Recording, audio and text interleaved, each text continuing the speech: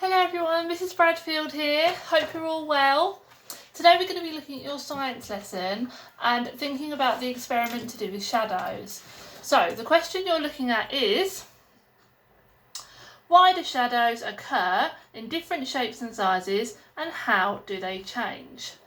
So we're going to be thinking today about the report that you're going to write on experiments, and I'm going to talk through what's needed in each stage of the report just to give you a little bit of a helping hand. So these are the parts of the report that you should be doing and that you should be including the subheadings, and I'm going to speak about each of them individually. So first one, your aim. The aim of your report is asking, what are you trying to find out? What is the experiment? What are you aiming to find out with it? So that might be your key question and explaining what you're hoping to find out, and that's what would go there. Your next one is your equipment. So what equipment are you going to be using? Now that's up to you, the experiment that you've designed. Will you be using the sun, a natural source of light? Will you be using a torch or a lamp or something like that? That would go there in that subheading. Are you using an object to test the shadow, or are you using something naturally occurring? Are you using a fence or something outside? Whatever you're using, that will go in there, and that can just be a bullet point list. Doesn't have to be lots of sentences. Next one, the method. I'd like you to think on the method as instructions.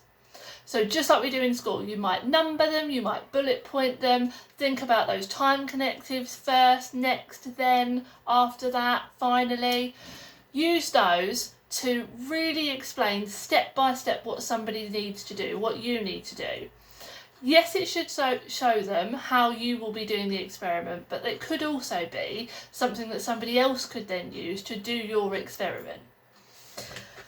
That needs to very clearly go in the method section. Then, this one's optional. You could do a diagram.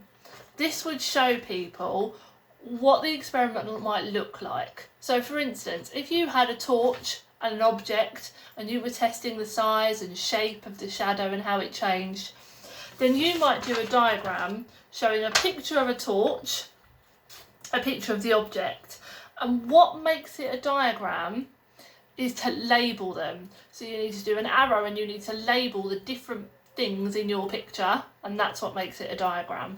But that is optional, you don't have to do that. The next one, results. You might want to design a table for this, that's how they're usually done. This is where you collect and show the data, the results of your experiment. What did you find out? Were you measuring how big the shadow was? In which case you need to put the measurements in there. What is it that you found out? The last thing you need to do is to answer that question. What is it you found out? What answer did you get to your aim, to the question? This section here, conclusion. What was the conclusion? What did you find out? Have you been able to answer this question? Why do shadows occur in different shapes and sizes? What did you discover? Why does that happen? And can you explain how they change? Were you able to make the size and shape change in your experiment? Can you explain how you did that? That would be your conclusion. So I hope you get an answer with your experiment, and I hope that's helped you to explain how your report might need to look. As always, it would be lovely if you could email them into the Year 6 email addresses so you can see what we can see what you've been getting up to. I hope you're well at home. Take care.